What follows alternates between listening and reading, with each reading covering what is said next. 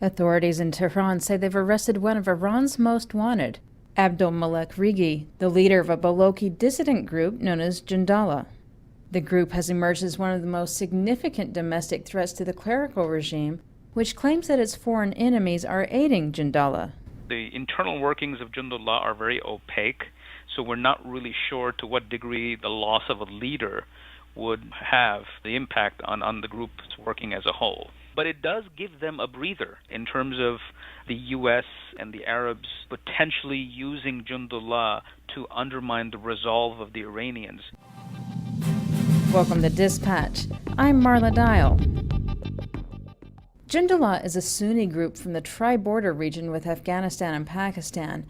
The ethnic Balochis are fighting against the rule of the Persian-speaking Shiite majority in Iran. The group has staged a number of attacks in recent years, but it was a pair of coordinated bombings last October, which killed several Revolutionary Guard Corps commanders, that drew the most attention. Now it's the question of how and where Reggi was arrested that tells the wider story.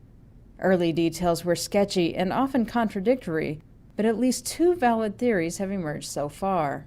One is that the Iranians, in some sort of an aggressive intelligence action, were able to get this guy from Afghanistan, because this individual is known to be operating from Afghanistan, though that's probably not his secure hideout.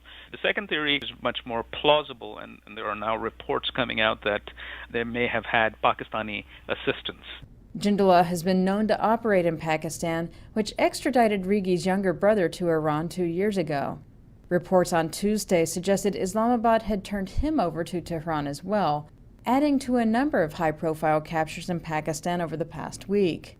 Most of those have involved Afghan Taliban figures, as Pakistan looks to shape its influence over neighboring Afghanistan.